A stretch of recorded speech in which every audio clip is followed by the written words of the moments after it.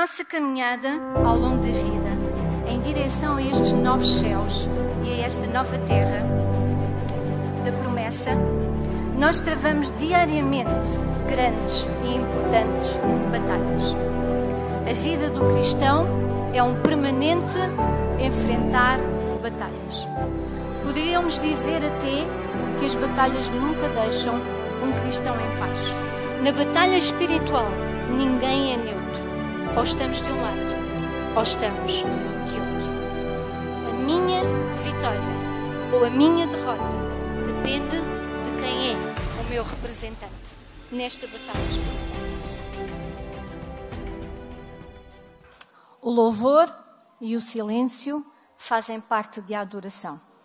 Então que não permitamos sons alheios neste momento à mensagem que Deus partilha com cada um de nós. Vou pedir-vos que possam abrir a palavra de Deus em 2 de Pedro, no capítulo 3 e no versículo 13. 2 de Pedro 3, 13.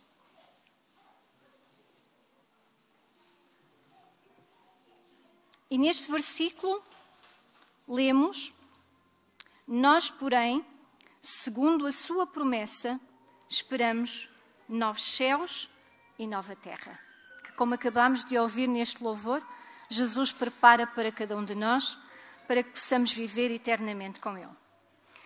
Mas na nossa caminhada ao longo da vida, em direção a estes novos céus e a esta nova terra da promessa, nós travamos diariamente grandes e importantes batalhas. A vida do cristão é um permanente enfrentar batalhas. Poderíamos dizer até que as batalhas nunca deixam um cristão em paz. São as batalhas pessoais para a obtenção dos nossos projetos, dos nossos sonhos, dos nossos planos. São as batalhas pelo trabalho, pelo sustento. São as batalhas contra os obstáculos, contrariedades, dificuldades da vida. São as batalhas emocionais contra as nossas falhas de caráter, o nosso egoísmo, impaciência, etc, etc. São as batalhas contra as tentações, as forças do mal, como estudamos ao longo desta semana. Mas a maior de todas as batalhas, a batalha espiritual.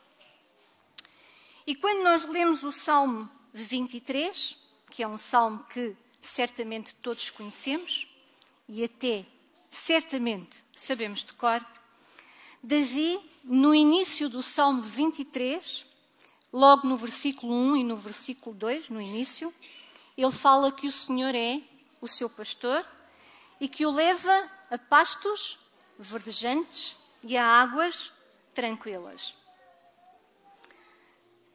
E Davi termina este Salmo 23, no versículo 6, dizendo que habitarei na casa do Senhor para todo o sempre.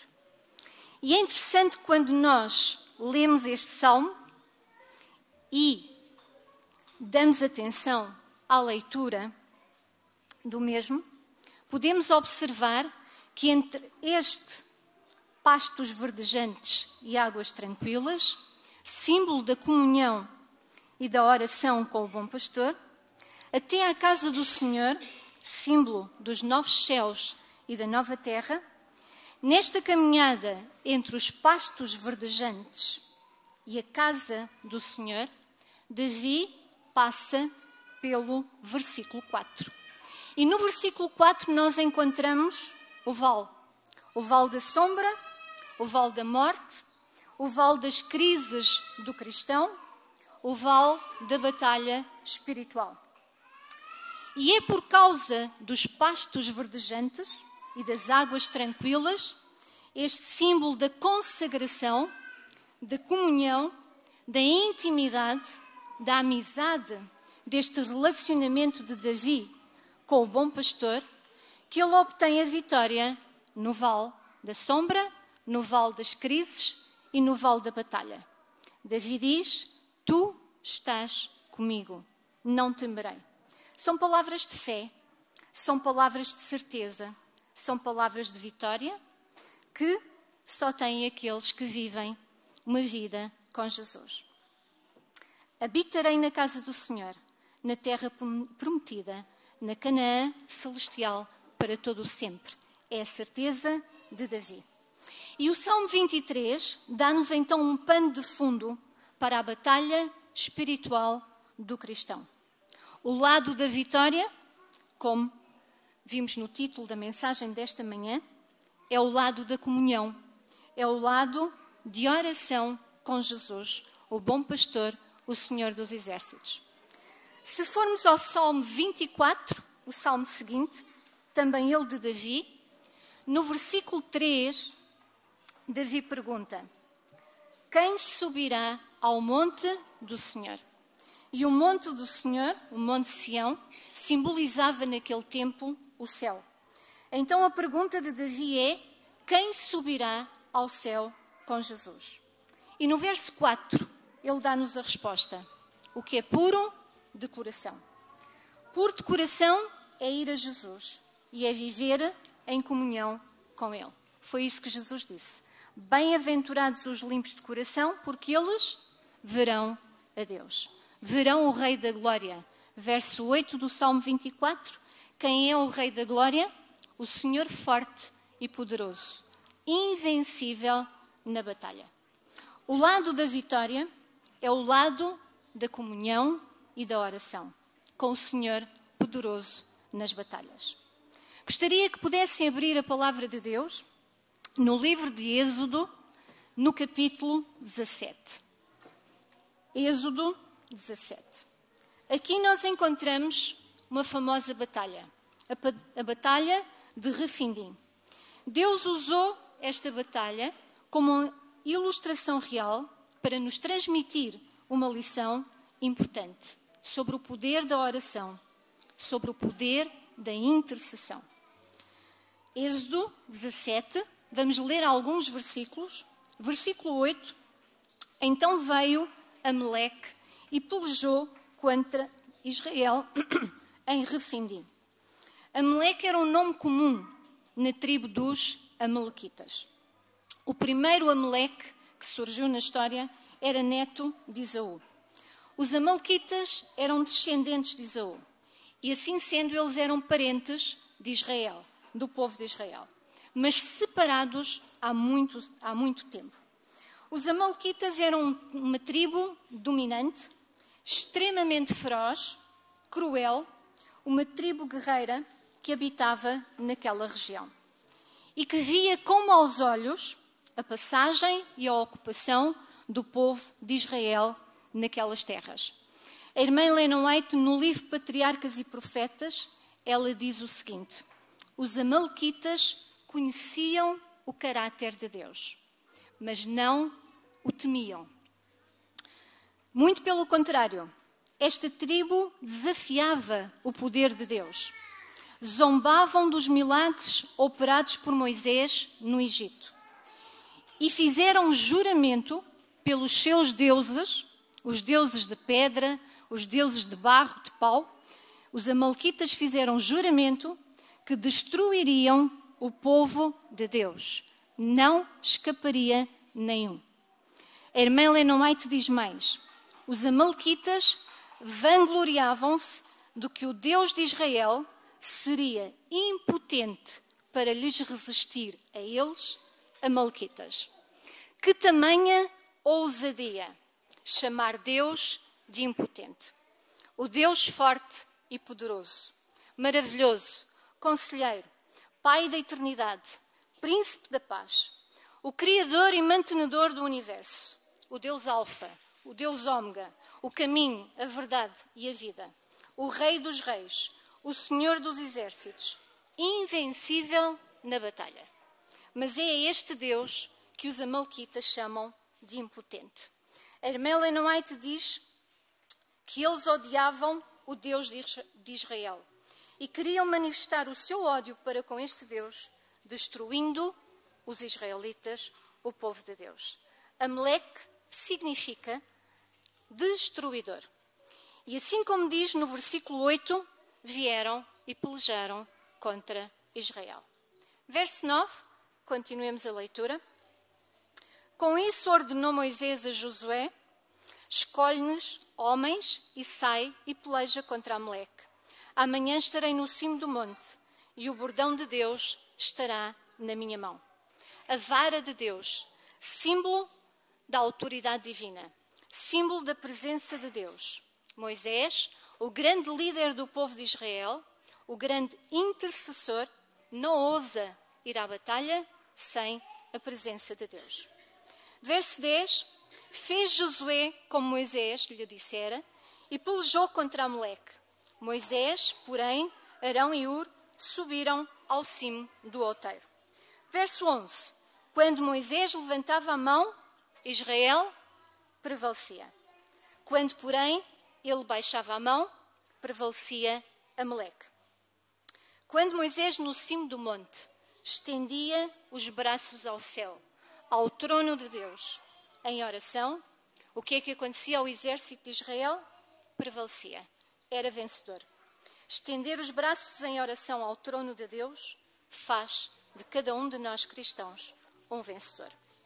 Mas quando Moisés baixava os braços, pelo desânimo, pelo cansaço, quando a oração é esquecida, quando o relacionamento com Deus é posto de lado, era Amaleque, o inimigo, que prevalecia. Israel ficava em dificuldades e eram derrotados. Verso 12.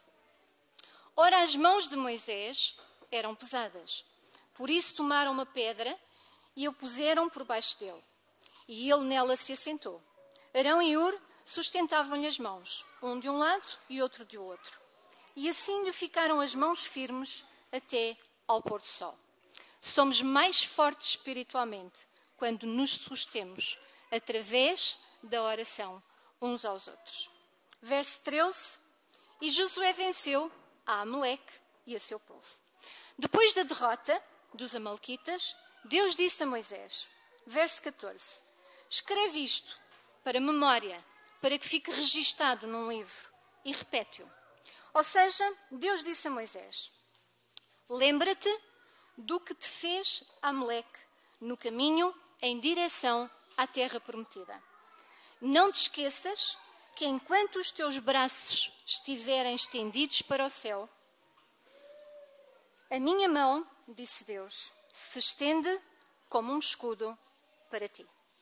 E da mesma forma hoje, cada um de nós encontra-se envolvido numa batalha espiritual.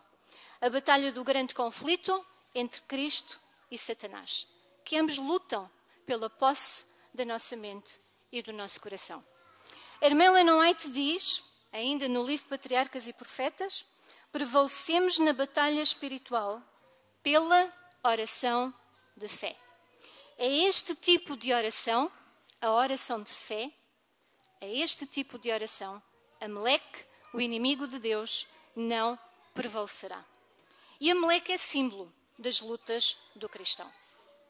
Ele não morreu, a batalha continua, a oração de fé é o segredo da vitória. E por isso, a oração é como nós lutamos. A oração é como nós combatemos o inimigo.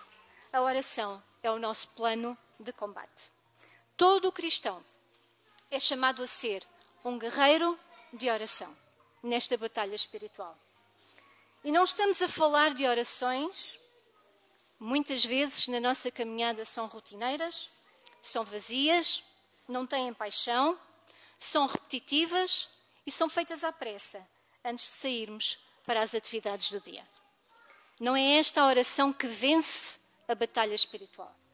A oração que vence a batalha espiritual é a oração contínua, com os braços continuamente estendidos para o céu. É a oração persistente, aquela em que clamamos a Deus, não te deixarei ir, Senhor, enquanto não me abençoares.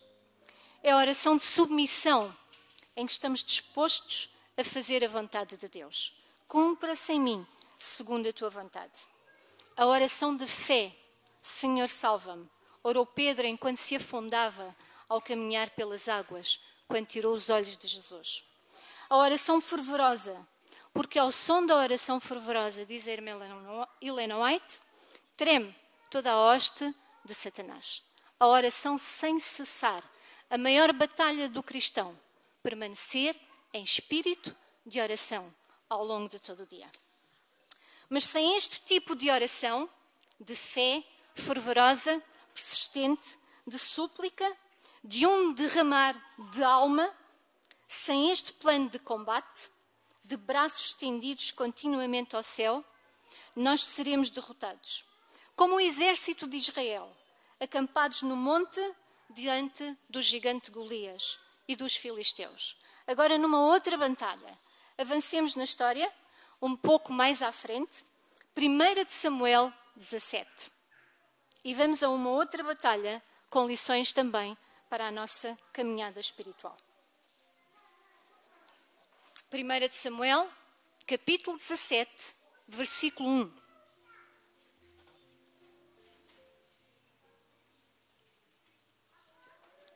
1 de Samuel, capítulo 17, versículo 1. Ajuntaram os filisteus as suas tropas para a guerra. Verso 2. Porém Saul e os homens de Israel se ajuntaram ali e ordenaram a batalha contra os filisteus. Verso 3. Estavam estes num monte do lado de além e os israelitas do outro monte do lado de aquém. Verso 4. Então saiu dos filisteus um homem guerreiro cujo nome era Golias. Verso 8. Parou, clamou às tropas de Israel e disse-lhes: para que saís formando-vos em linha de batalha, escolhei de entre vós um homem que deixa contra mim. Verso 10. Hoje afrontam as tropas de Israel, a mesma ousadia de Amaleque. Dai-me um homem para que ambos pelejemos. Verso 11. Ouvindo Saul e todo o Israel estas palavras, espantaram-se e tremeram muito. Mais uma ilustração real sobre a nossa batalha espiritual. Os israelitas soltavam o seu grito de guerra, alinhavam-se para a batalha, estavam vestidos para a batalha, mas inaptos, sem força, sem poder, sem coragem. Ninguém se mexia. Era um exército sem fé e sem oração. Um exército de braços estendidos, não para cima, mas para baixo. E a Bíblia diz que se espantaram e tremeram muito. Mas no verso 26 surge Davi. E Davi falou: quem é, pois, este filisteu para insultar os exércitos do Deus vivo? Davi não se espantou, Davi não tremeu, Davi ouve o desafio e dispõe-se a enfrentar o gigante, em nome do Senhor dos Exércitos. Mas a pergunta é: porquê que Davi entra em cena? Porquê que Davi está no campo de batalha? Ele não tinha idade para lutar e ele estava ali apenas com uma missão: para levar pão aos seus irmãos, mantimento aos seus irmãos e saber notícias dos seus irmãos. Podemos ler isso no verso 17 deste capítulo 17. Disse Jessé a Davi, seu filho: leva, peço-te, para teus irmãos um efa deste trigo tostado e estes 10 pães e corre a levá-los ao acampamento a teus irmãos. Então, porquê que Davi se encontrava no campo de batalha? Existem 2 razões. Primeira razão: no grande conflito, na batalha espiritual, não existe neutralidade. Ninguém é neutro. Ou estamos de um lado, ou estamos de outro. Ou estamos do lado de Deus, ou estamos do lado do inimigo de Deus. Ou estamos do lado da vitória, ou estamos do lado da derrota. Conta-se uma história, é a história de um muro muito grande. De um lado do muro estavam todos os salvos e do outro lado do muro estavam todos os ímpios, ou seja, os perdidos. A obra do céu tentava resgatar os perdidos para o outro lado do muro, o lado dos salvos, e a obra de Satanás tentava trazer os salvos para o lado de cá dos ímpios. E enquanto estavam ali neste movimento, conta a história, que se encontravam ali algumas pessoas em cima do muro. Umas sentadas, outras em pé, umas que observavam, outras distraídas. E conta a história que alguém chegou para Satanás e perguntou: você não vai fazer nada para quem está em cima do muro? Não vai trazê-los para o lado de cá? E o inimigo de Deus respondeu: não, eu não preciso de fazer nada. Como assim? Perguntou esse alguém espantado. Não precisa fazer nada? Resposta do inimigo de Deus, solene e que nos deveria fazer tremer. Porque o muro já é meu. O muro já é meu. Na batalha espiritual, ninguém é neutro. Ou estamos de um lado, ou estamos de outro. É por isso que Davi estava ali na batalha. Ele tinha de estar ou de um lado ou de outro. E ele escolheu o lado do Senhor dos Exércitos, o lado da vitória. De que lado estamos nós? Segunda razão, porque Davi se encontrava no campo de batalha. Ele estava preparado. Não porque ele soubesse que ia enfrentar o gigante Golias. Não porque ele soubesse que ia àquele lugar para lutar. Já vimos que Davi estava ali apenas para levar pão para os seus irmãos, a pedido do seu pai. Ele não tinha idade para ser um soldado no exército do rei Saul. Mas para ser um soldado no exército do Rei da Glória, não há idade. Mas sim preparação. Preparação, consagração, comunhão, oração, braços estendidos para o céu. No verso 45, nós podemos ler. Davi diz: tu vens a mim com espada e com lança e com escudo. Eu, porém, vou contra ti, em nome do Senhor dos Exércitos. Davi estava preparado. Davi escolheu o lado da vitória. Davi era um vencedor. Porquê? Porque Jesus é a vitória. A batalha espiritual já foi ganha na cruz. Jesus já pagou o preço.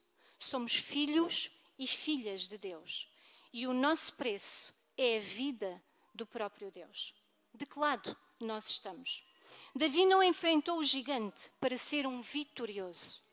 Davi já era um vitorioso em nome do Senhor dos Exércitos. E é por isso que ele estava preparado e enfrentou o gigante.